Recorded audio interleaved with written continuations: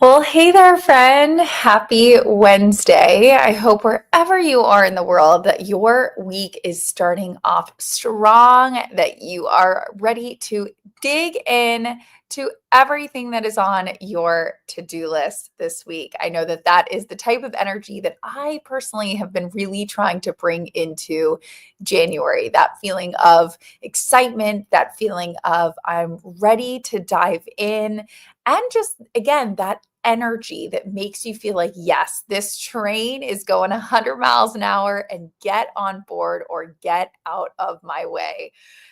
If you are new here, welcome. We meet here every single Wednesday. And so if you haven't already, please join Kelly and Jeff and Alco and all these amazing people in the chat, because that's kind of where the magic happens as well. As much as you are going to hear Elizabeth and I spitting lots of tips and tricks and tactics for you to use, the chat is also going to be a spot where you find a lot of tips and tricks and tactics. And if you are listening to this on your favorite podcast network while you fold the laundry or walk the dog, no worries. We will be commenting all of those tips and tricks so it can feel like you are joining in the conversation as well. If you have any follow-up questions or a couple days after this, you're like, Elizabeth said this one thing that was like so, it was nestled into my mind, and now I'm really like questioning it. That's what we're here for. Send follow-up questions or comments you have. We absolutely love to dig into the details with you. And when I was thinking about the types of energy that I want to bring to January, and the type of sort of aggressiveness, quite frankly, into my own career and my own life, I realized I wasn't alone, because as I've been having, get together lunches and breakfasts and meetings with people, kind of as we're coming out of holiday, as we're coming out of the new year, I found something that was really surprising. So as I was sitting down with people and I asked them, how was the holiday? How's it been being back at work, or what's it like? There were sort of two camps that those across the table from me were falling into. There was the small camp, the small percentage of people that loved their job. Like they were like, the holidays were fun, but like, man, Kim, I love being back. I love being at my desk. I love digging in. Again, so a small percentage, sadly, of the people I was talking to. And then the larger percentage of people that I talked to were just kind of like, yeah, I'm back. You know, I like my job. I don't love my job, but I like my job. And just sort of milk toast, sort of wet bread about the whole situation. They were not excited. They were not coming back from the holiday or the new year feeling like we're fresh and ready to dig in and excited. And so that was really the golden nugget that I sort of glommed onto. And I was like, we got to dig in here a little bit more, because I think there might be some people joining us, whether it is Christy joining from Canada, or Kelly joining in, or David joining in from snowy Charleston, that also might be wavering on the energy front. Okay. So might be somewhere in the energy spectrum. And so when I started to kind of dig in more on this subject, it is no surprise at all that I landed on Elizabeth Lotardo. And if you don't know about Elizabeth, hopefully you can do some Google stalking very quickly, but I will fill you in. She is sort of the go-to resource, not only on LinkedIn, but just in general, when it comes to leading, what I call leading from the front. So like leading yourself, not waiting for HR, waiting for your boss, or waiting for somebody to come and, coddle you and figure out what you want to do, really kind of taking the ownership upon yourself. And she has numerous LinkedIn learning courses, and she had a book that came out less than 6 months ago, like 5 months ago now, all about leading yourself. And I've been digging into it. I don't have the hard copy with me because it's at home and I'm traveling, but I've been digging into it, and it's so yummy and good. So I'm really, really excited for us to get to ask Elizabeth all of the questions that are kind of might be sitting on your heart, or might be something that you woke up with kind of contemplating. And if that was the case, please ask them. Don't feel like you have to wait till the end, till Elizabeth and I are done talking, because if not, I'll yap her ear off. I'll ask all the questions and I'll hog up all the airtime. So if you have a question, type it in. But without further ado, because I want to be respectful of your time, I know you're busy, and Elizabeth's, please help me welcome Elizabeth to our coffee chat. Hi, Kim. Thanks for having me. Uh, I'm so excited about this chat, especially as I've been digging more into the book because it is just jam packed with what I can only imagine is years and years and years worth of knowledge and wisdom. So, first and foremost, thank you for distilling that all for us. Well, I'm so glad to be here. And I love that you opened with what you're hearing in your conversations because your experience of there's this small percentage of people that are like, yeah, work, I love it. But most people are kind of wet bread, to use your phraseology. That's what the data tells us is actually happening. And I just feel like it doesn't have, I guess what I kept coming back to is it doesn't have to be that way. I think a lot of the people that I talk to are just kind of like, I don't know if resigned is the right word, but they're just kind of like, it is what it is. Yeah. Like the chupacabra, like you're the weird one, Kim, when you're talking about like getting excited and getting charged about your life. I'm the normal one, which is like, meh. And I'm wondering because you've dug into the research and obviously you've been living and working with, whether it's a consulting gig or speaking engagement, like what is the data telling us, or what are you seeing kind of out in the field?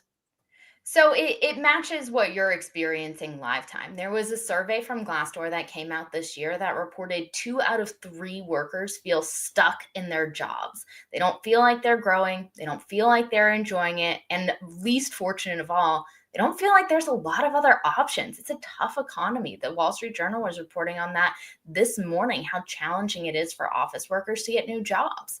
So I think there's a lot of factors contributing to this level of stuckness and this disengagement at work. And the suggestion with self leadership is not that you're going to find some perfect workplace circumstance. We know those don't exist, but you can make the current reality a little bit better. And what is like, if someone's joining us today that is like, yes, that is exactly like what you just said is exactly where I'm at. Like, I'm in this place. That's exactly how I'm feeling. What are, I guess, like, what are some like 1 week versus like 6 months versus 1 year kind of strategies? Because I think sometimes we hear a lot of, well, I'll say what I hear a lot of is a lot of these long term strategies. Yeah. And what I always think about is like, yeah, but I'm in pain now. Like, imagine you go to the Right. doctor and you're like, I'm in pain. And they're like, well, in 6 months, you won't be. And you're like, okay, but what about now? What about the Vicodin now? Like, I'm bleeding. So, what is So, the Vicodin for a bad work experience? What can yeah. you do today? So there's a couple of near-term strategies you can do, even if your boss or HR, your organization is kind of doing their own thing over there. The first is to articulate the ripple effect of your work. We know that when we see the impact that we're having, when we're dialed into why what we're doing matters, we feel more energy, we feel more pride, we come up with more creative ideas. And that starts your flywheel of feeling a whole lot better at work. So the more you can articulate your ripple effect, get feedback from the people who are benefiting from your work, whether it's your colleagues, whether it's your customers, and point your mind to, hey, I don't love every second of this, but it actually is important. That feeling starts the flywheel of engagement. Yeah, I love this idea of really seeing the ripple of what you're doing. If somebody like Kelly is joining us today and saying, "Yes, my boss is a real pain, but unfortunately that boss is me because I Me am an too. entrepreneur or a consultant." I know a lot of times people have traditionally more have corporate jobs, but for anybody who's joining us that might be maybe they work in sales or real estate or a consulting role or, a freelancer, what are some kickstart methods for them as well? Well, there's pros and cons to working for yourself, and I'm someone who does. The pro is that you work for yourself, and the con is that you work for yourself, and we can all be quite frustrating. So if you're struggling in this, first know that you are not alone. Despite working for yourself, you don't have to exist on an island. There are tons of networks, and this coffee chat is a great example of one where you can outsource some of that momentum, some of that energy building, some of that professional development. And secondly, if you are working for yourself, treat yourself like you would want the most kind hearted, empathetic leader to treat you. because you are your own leader. And it's easy to assume that someone else should hold those attributes, right? They should be serving us growth opportunities. They should be highlighting our accomplishments. They should be leaning into our long term goals. But when we're leading ourselves, that somehow doesn't apply to us. And I think we cost ourselves a lot in not acting that way. Well, and I think you just hit on a really great point, which is treating yourself like you would treat, somebody else that you worked with. Cause I think Yeah. we are the hardest people on ourselves on the planet. Like whenever I've had a client, yell at me about something that went wrong, I'm always like, oh, say anything you want, because anything that you say is going to be a cakewalk compared to what I've already said to myself. Like I've already beat 100%. myself into a pulp. And so I think that that's really, it's a strong point to bring up, is that you really need to treat yourself like you would treat someone else, which is easy, I guess, to say, but hard in practice.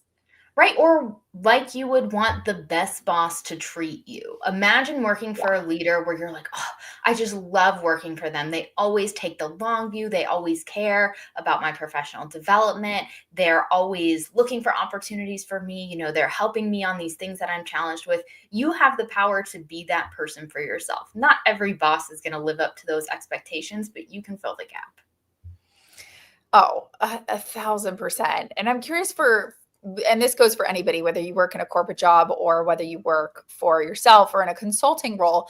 But if you want to kind of set up an action plan for yourself, maybe it's for the next 30 days, maybe it's for the next 3 months, what are some good questions that you could be asking yourself, or maybe templates that you should be thinking about using when it comes to really not relying on that third party person, whether that's your boss, whether that's HR, whether that's your mom, your partner, whoever, to kind of kick yourself in the butt? You need to kick your own butt, I guess, as opposed to waiting for somebody else to kick you in the butt. Right. There's no shortage of people who are willing to tell you what you should be doing with your life, including, I guess, the two of us here on LinkedIn Live or on this podcast. But I'll give you two prompts to consider and one watch out when it comes to setting out your roadmap for the next few months. The two lenses you want to look through are: what is going to provide long-term value for me? Not what does my boss Mhm. need me to do this week? Not where is my organization is going? How are we tackling this competitor? For me, what is going to be long-term benefit? And also, what is going to give me joy? LinkedIn will tell you that you need to take the strategic long view, and that alone is enough to sustain this high performance. We know it's not true. The research tells us that that feeling of joy, of pride, of lightness, that's so important in actively keeping progress towards our goals. And we deprioritize it, unfortunately. So, looking through those two lenses of what's going to provide me some long term benefit for my long game, where do I need to be going, and what's going to give me that intermittent joy in the process, can narrow your focus to what's most important. Now, I'll get to the watch out. Focus on what you can control. When we're setting out goals, we so often place all of our heart in someone else's hands and we say, I'm going to be the number one LinkedIn learning instructor. I cannot control that. It is an algorithm game. There are so many talented people. There are emerging topics I know nothing about. There's so many factors that go into my ranking in the library. But what can I control? I can actively be creating new content. I can push my courses and give free trials. I can connect with other instructors and we can build off of each other, much like we're doing here. So backing out, okay, this is the outcome I want. What part of that do I own? So instead of crossing your fingers that you hit this goal and that you achieve this 12-month benchmark, you're actively working towards it and you feel empowered instead of like scared about what is going on. Right. Because you feel like it's out of your control. And then anything Right. that feels out of your control, you just kind of like throw your hands up and you're like, oh, Right. Either you hit your goal and you're like, oh, phew, all the stars aligned, or you don't and you're really disappointed despite making your best efforts. And speaking of, really feeling that disappointment or feeling that anxiety, I'm glad that Jeff is bringing up the kind of this juicy subject where sometimes our manager or whoever is kind of our boss in a corporate space, your boss is under their own pressures, their Yeah. own frustrations, their own stress. And that might be transmitting to you. So, specifically in Jeff's question, what guidance would you give someone who is struggling with a manager who is, kind of falling victim to this pressure from above and kind of putting your job in jeopardy or putting your, well-being at the company in jeopardy? Well, shout out to Jeff for seeing why their manager is acting that way. So often we assume that our micromanager is such because they're a terrible person and they want us to be miserable. So kudos to Jeff for already making the leap of this person is probably a micromanager because they're working for a micromanager. They worked, leading a team who constantly let them down. There's some reason beyond their own moral failing. So now that we've gotten that out of the way, how do you game plan when your manager is putting all this pressure on you and you feel like, oh, I'm going to drown under this person? The first step is to safeguard your own mental space, right? We have a human tendency to mirror the tone and the energy of those around us. And that is unfortunate in fire drills, especially in corporate. So be really conscious of, are you feeding that back to them, that level of false urgency? Are you amplifying this culture of it's all catastrophic?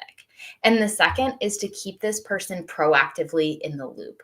When someone is reacting to pressure from above, their biggest fear is being blindsided and thinking that their team doesn't understand, their team's going to let them down, and they're going to look bad to their boss. So, as an individual contributor, when you can do some self leadership, some leading up, and proactively loop your boss in, be one step ahead of their update email, be 1 foot ahead of what they need for their next meeting, the more they'll start to trust you and they'll see that you do actually understand the urgency. They don't need to remind you every 5 minutes how important something is. They don't need to follow up with you every single day. Right, because again, that also it just gets cumbersome for everyone. I always like to think like your boss is probably also slightly annoyed with themselves. I Yeah, would no one imagine wants to be the in that follow-upper. right, exactly. Like sometimes I'm the one following up and I think to myself, I'm annoying me and I haven't even sent this message yet. Like Yeah. I'm annoyed at I myself. do not actively want to be circling back, really, with anyone. So grant your boss a little Never. bit of grace. No, I don't want to circle back. I don't want to check in. I don't want to pop in. I don't Nothing. want to bump it to the top of your inbox. No one wants to be that. No one wants to bump it. Zero people. I like this point from Christy. This is a good point. How does gratitude play into the workplace and really with leading yourself and kind of creating that, again, good energy with your own career and job? So we know that people who lead themselves, who do have that level of good energy in their career, are able to operate in imperfect conditions. They're grateful for what's going well, and they accept that that's not everything. The challenge at work, and LinkedIn causes some of this, is that we assume everyone else is having these perfect workplace experiences, right? Nobody works for a micromanager except me, and everybody's systems all work together except mine, and nobody failed the phishing test. It was only me, right? And we see everyone else's highlight reel, and that cost us the gratitude of our own workplace experience. So knowing that every job is going to have elements of imperfection, of annoyance, of not going as planned, and being able to find the pieces of gratitude inside of that are so instrumental in leading ourselves to a more fulfilling work experience. Well, and I think it's really important. And I'm wondering where you have found the line, whether that is with, again, like consulting jobs that you've had or with some speaking engagements or I'll speak for myself. I always am trying to find the line between, I realize that stuff's going to go wrong. I realize that people are going to be rude. I realize that people are going to be annoying, but then also finding the line of not falling into like my people pleasing tendencies, which Yeah. my co-founder Abby is always reminding me, like, stop being a doormat. Like you're letting people walk all over you because I just want everybody to be happy. Mhm. So I'm just kind of like, well, it's okay if things are going wrong. Like punch me in the face, it's fine. And so I'm wondering, like, what have you seen? Like, how do you, I guess, hold the boundary between we realize things are going to go wrong, we realize that nobody has the perfect job, but also kind of keeping some of that self-worth or keeping some of Yeah. those people-pleasing tendencies at bay to, like, I don't know, stand up for yourself a little bit more. I don't know. I'm never sure where that line is. I feel you on the question, and I feel like this is connected to a really popular topic that was emerging at the end of last year, which is toxic positivity. Everyone being like, Yes. actually, everything is amazing, even when we all know it's not. So there's a chart in my book, and I'll post it after this live stream, that categorizes some general annoyances between what is a normal workplace annoying, what is garbage, like you actually should not put up with that in the long term, especially in mass, and what is abuse. There's a huge spectrum there, right? An annoyance at work is a coworker forgetting to give you credit for your idea in a meeting and presented it like it's this some group effort, right? That's all happened to us. It happens in every organization. Where the line of garbage abuse being a doormat is when the coworker says, actually, that person's an idiot. They've never come up with a good idea in their entire life. They had nothing to do with this. So where we get tripped up is thinking that we have to accept that category that is actually far beyond a normal annoyance, or when we misattribute this normal annoyance and think that it's something way more significant than it is. And then what have you found, like, I guess, which camp do people, I guess, fall into the most that you've seen or struggle with the most when it comes to kind of leading themselves out of a sticky or bad situation at work? To me, and this is the biggest chapter in my book, is the expectations around what a leader should be. And the reason that is so challenging is because we have never had more opportunities for leadership development. We have never had higher expectations of our leaders and how they serve us. It has never been easier in a lot of ways to work for a new leader, to find a new job. And the same time, leaders are leading more people than they ever have before. They have their own mountain of deliverables, and the rate of change is insane. So, those two camps create this really frustrating experience. We want our leader to be amazing, and they're operating in a space that is really freaking hard most of the time. So, how do you reckon with that as an individual contributor? The first is to identify what is actually realistic to expect from a manager, and it's not everything. It's probably less than we think, especially in a time of rapid change. So, how can you fill those gaps for yourself? But also knowing that you do deserve a baseline level of support and a baseline level of, most importantly, respect, and identifying when that's not the case and knowing that you can make a move elsewhere. So, that's kind of a roundabout answer, but I do think this bucket of like, what about my boss and where do they fall in terms of imperfect versus truly sucking tends to be the most challenging element in self leadership. Well, and I also find, at least for me, a lot of it helps when I talk to other people, Yes. because sometimes you can find out that like the grass is not only greener on the other side, the grass is brown. Like sometimes I talk to Yes. friends and I'm like, "Oh, wait, actually you have it a lot worse than I do." And like I left the dinner being like, "Actually, my annoying client isn't so bad after all." Yeah, that is so true. And a gut check on reality, not the LinkedIn highlight reel, is a really, really important thing to do.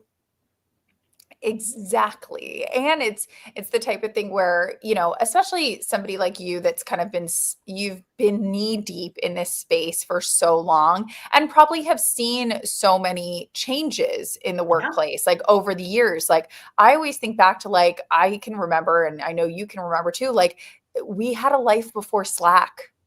We had a life It's hard before to text remember. messages, when like work would just, you left and work also left. That's And insane to now, think. I don't know that level of peace anymore.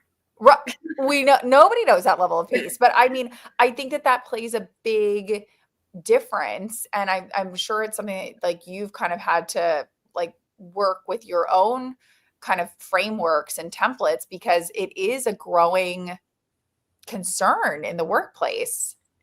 It absolutely is. And back to where we started this conversation, right? There's no shortage of opinions on what you should be doing with your life and why everything you're currently doing is wrong. So if you don't lead yourself, someone will most certainly jump in Yeah. line to lead you, whether that's a boss, whether that's your parent, whether that's two LinkedIn learning instructors on LinkedIn Live. Someone is going to take the reins of your life if you don't do it yourself. And this bucket on the grass isn't greener, In thinking about how the workplace has changed, watching the Great Resignation as an employee engagement and retention consultant, I was like, oh my gosh, it was my Super Bowl of the year. Like everything Yeah. is changing. There's so much data telling us why people are leaving, why they're staying, what's important.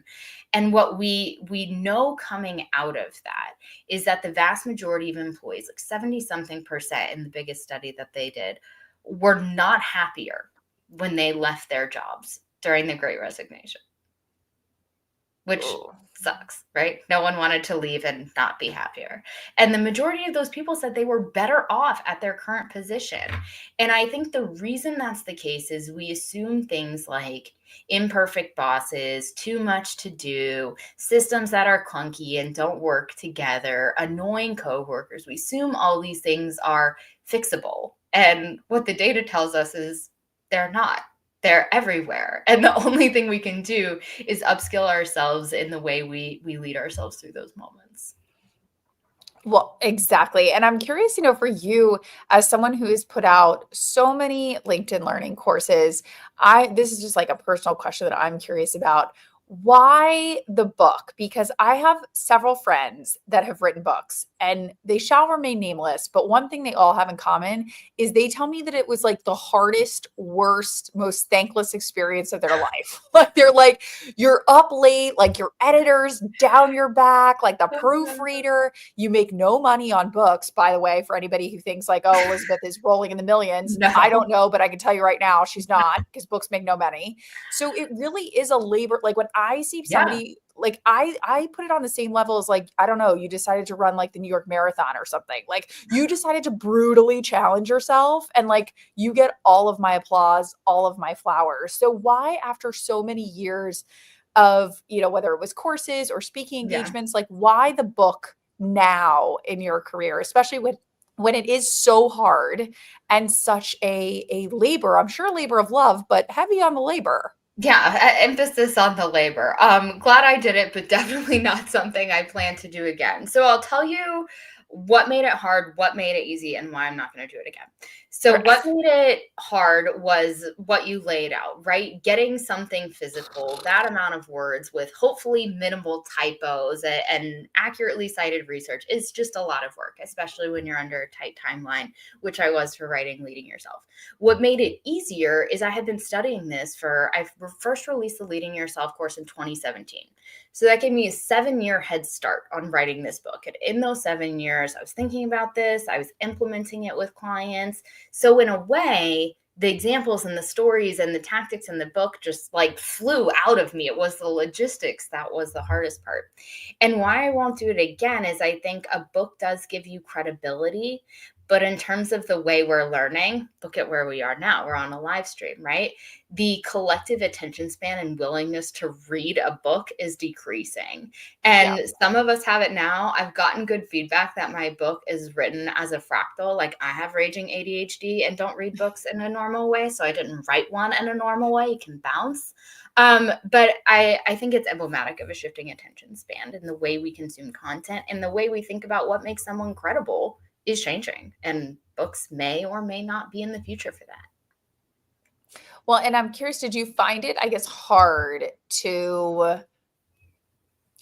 distill everything down or hard to kind of narrow? Because I mean, you've had such a breadth of work and so many Yeah. years of stuff. I mean, I feel like you could probably have written an encyclopedia, but obviously, to your point, you want to keep it, brief and punchy and Yeah. consumable. So, like, what was that process like for you? Like, kind of needling down to like the best bits. So the process of needling down the best bits was the hardest when it comes to examples because workplaces are Mm. so wildly different. I wanted to make sure that the person reading the book felt like they were talking to a friend at a bar who really got it.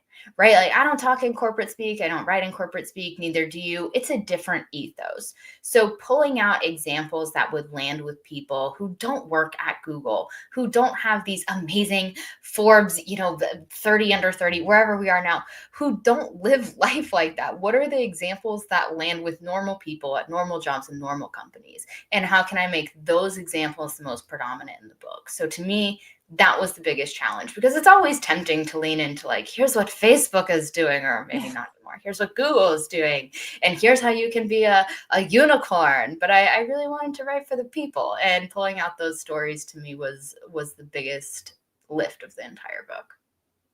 Well, and speaking of people and really wanting to focus on real stories and real life situations that people could see themselves in, I'm curious if there is a specific person or situation that sticks out to you, maybe in the last like 6 months or a year, where you felt like, wow, what that was transformational, like what I was able to help this person with, or the story that they told me when I, sent them my book or whatever. I'm just curious what that's been for you. That is an interesting question. So I'll cite a piece of feedback I got, not on the book itself, but on a podcast episode where I was talking about the book. I was on a sales podcast called Mental Selling. And if you've ever been in sales, it's rough, especially when you're starting Yeah. out. It feels really transactional. You have a boot on your neck for a ton of different metrics that you do not entirely control. And the second you hit those metrics, you get another metric that's even harder to hit. It can Yeah. be really challenging to maintain your sense of agency and self-leadership inside a sales role.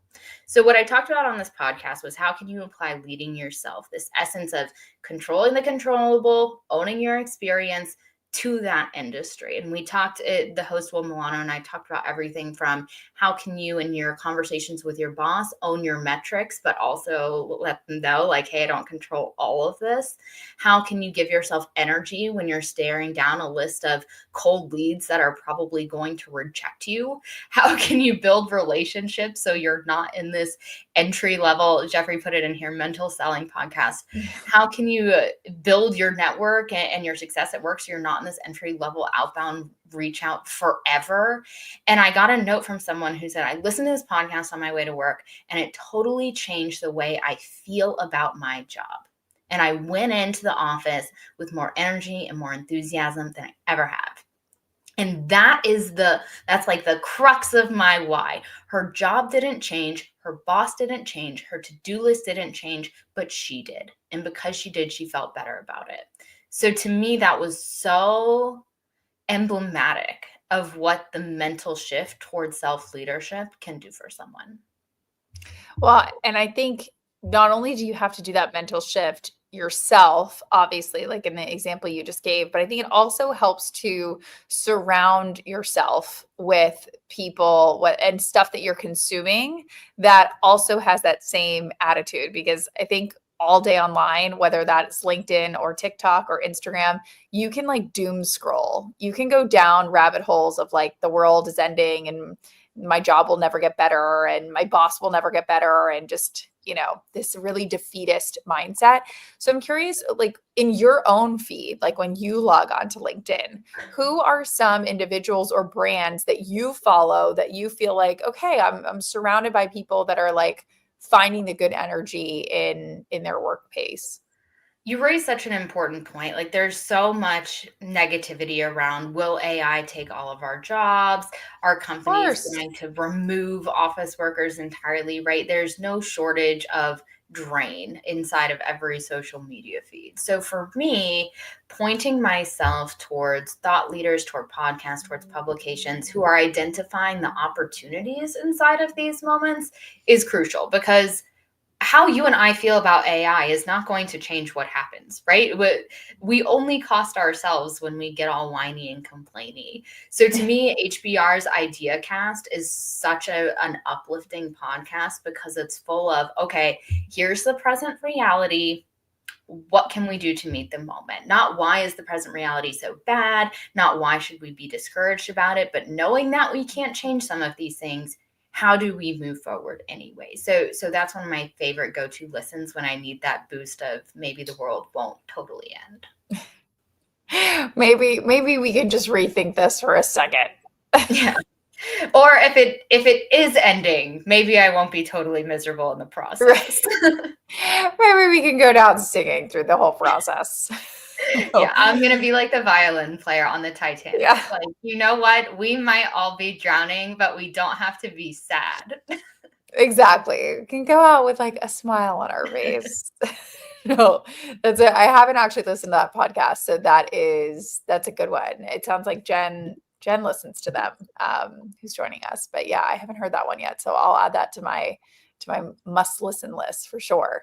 Are there any newsletters or other things besides podcasts that you regularly consume, or is it mainly podcasts? I listen to a lot of podcasts because I listen to them while I'm doing life, like a lot of other people Yeah. do. In terms of newsletters, to me, I haven't found a ton of email newsletters that when I get them, I'm like, yes, this is from me. But Yeah. I do have a lot of thought leaders who I follow on LinkedIn who make some really compelling posts, of which you are obviously one. But the LinkedIn learning instructors that get highlighted consistently by LinkedIn News, to me, Mm. put out the best content and it's short form. I don't always have like the attention span to read a whole inbox full of these long form articles. I'm looking for the quick hit, like so many of us are. Well, to me, it's a good like discovery tool. Like if I've gotten enough quick hits from someone, I will spend, an hour going down the rabbit hole and looking at their website and reading a long form article by them. But it's a good sort of like try before you buy for sure. 100%. And the micro doses help. I think we're pretty hard on ourselves, at least speaking for myself, in terms of despite all these books around me, I would say, especially in the last year, I have not read enough books. I have not read enough long form content. I have not, been headfirst into things that I'm not knowledgeable enough about. But these quick hits over time on things like a LinkedIn Live, on a podcast, on a post, they do add up to be a really consequential gain in professional development. Oh, 1,000%. And I'll add this. I'm sure you already do this, but for anybody that's joining, a lot of times if I don't listen to a podcast, I will actually go on LinkedIn Learning. I will pick a subject that I'm interested in, and I will do audio only. Like it'll Yes. be on my phone. I just won't watch the video part, but that way, as I'm washing dishes, now some of the time it does get a little annoying because they'll reference something that's on screen. They'll say like, see what I'm doing with ChatGPT here. And I'm like mid dishwash. And I'm like, no, I can't see what you're doing. But for the most part, I could always like go back and look at it. But whenever I want to take a break from podcasts, I will actually go on LinkedIn Learning and listen. I won't visually watch sometimes, but I'll listen to a lot of content. And they have some audio only courses on LinkedIn Learning that don't depend at all on visuals. But I love your example because it highlights that, hey, I'm going to do this even though it's not perfect, right? And that's the essence of leading yourself. Even though I don't have 2 hours of my day every day to devote to intentional professional development on my perfectly curated learning journey just for me, I'll make it happen anyway. And that sentiment is so valuable in your career. Oh, 1,000%. Totally. I'm curious, one of the things that we really sort of dig into and nerd out on and love around these parts is homework. So whether that is, doing an audio course on LinkedIn Learning or listening to an HBR podcast or downloading a certain template that would help us lead ourselves. If you had to give all of us a homework assignment for the rest of the week and going into this weekend, what would be a good homework assignment that you would give us? I think one of the most powerful shifts you can make in leading yourself and a good homework assignment is to, whenever you are handed something, which we all are, by a client, by your boss, by, some other outside force, handed something that you're supposed to do, extrapolate out what elements of that do you control. And the reason that's so important is that looking at the to do is going to feel draining. Hoping that all these elements fall into place and you get it done, draining. When we zoom in on what we can control and we make a plan to lead ourselves in that way, we feel the energy, the innovation, the creativity, the engagement that actually contributes to doing the thing. So look at the start of your flywheel and think, okay, what of this do I own and how can I zoom into that to give myself more energy? So when your boss comes at you, if you're one-on-one of change of direction, you actually need to do these 15 other things. My challenge to all of you listening would be to zoom in and say, okay, thing aside, what part of that do I actually own? And point your mind there. Mhm. And I would say really maybe revisit that. Because I think sometimes we can do it in the moment and then 2 hours later we're like, "Ah!" So Yeah. And Janet we'll didn't visit reply to that. my email, right? There's no shortage of things that are going to crop up that you can't control. But the more we sit in them, the more we drain ourselves. Exactly. No, that is such a good thing for us to remember and keep in mind, and I love how Jen kind of summed it up. What do I Mm, control, but what is mine to do? I think that is snaps to that. Not my circus, not my monkeys. yeah, exactly. I have a little pillow in my office that says that my partner gave me because she's like, "Let it go." I'm like, "Okay, I'll try." Um, I will also give everybody a homework assignment because I am a third of the way through the book, but Leading Yourself, great book. And as Elizabeth said, it's very consumable. I don't know if that's like the proper word for it, but it Yeah. doesn't feel like a very dense read that you're like, to your point, oh, I have to have 2 hours of silence or I can't start.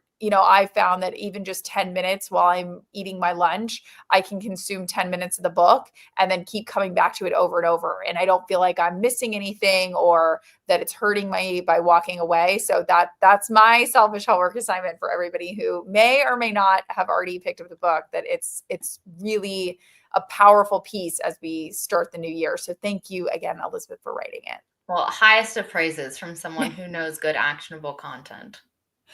Oh, well, okay. For anybody who wants to keep learning from you, keep following you, what is the best way for them to do that? So, like you, I've got a mountain of LinkedIn learning courses. Everything from tips to lead yourself, like in 90 seconds, how do you feel better at work? Back to that, what is the Vicodin for today's work experience? I also talk about leading without formal authority and creating purpose at work. So, if you're looking for a boost, if you're still feeling a little after the holidays, my LinkedIn learning courses can help you do that. You can also follow me. I post regularly. My book is available anywhere you would buy a book, audio, Kindle, all the things. Yes, I can definitely attest her courses, even if you just pick up a little nano, it's like a boost of sunshine. It's like a shot of sunshine. So if you can take it, do it. Love that. And I think, Kim, you and I share sort of a core belief that you're never powerless, right? Workplaces can be tough. And over the course of your career, you'll work for a doozy or two. But how you lead yourself through that is determinant of what you end up on the other side with, right? Whether you let a draining work experience completely suck the life out of you, or whether you use it as a springboard to something even better. Exactly. It's a choose your own adventure in this game of life, and you are player one. So it is up to you. No one's coming to save you. That's for Amen. sure. Well, thank you guys for hanging out with Elizabeth and I. I know we both really appreciate it because you're busy and you got a lot to do, but you took the time to learn from us and hopefully get some good tips to lead yourself well when it comes to your career and when it comes to 2025 and making the most of it. So we thank you for your time and attention for joining us today. And if this resonates with you or you have a friend that couldn't make it today, send it to them in podcast form or send them this link for the video. It will be up forevermore if you want to come back and revisit it. And again, if you're in the shower later this week and you think of a question that I didn't get to, or Elizabeth didn't get to, or we both didn't get to, you can feel free to message us and we would be more than happy to answer. So thank you so much for spending such great quality time with us. You can come to other sessions just like this one every Wednesday at 1 p.m. Eastern. You can head over to getcoffeewithkim.com and there's a bunch of calendar info there and you can sign up and we'll send you a reminder. But it was so good to see you. Thank you again, Elizabeth, and thank you everyone for joining.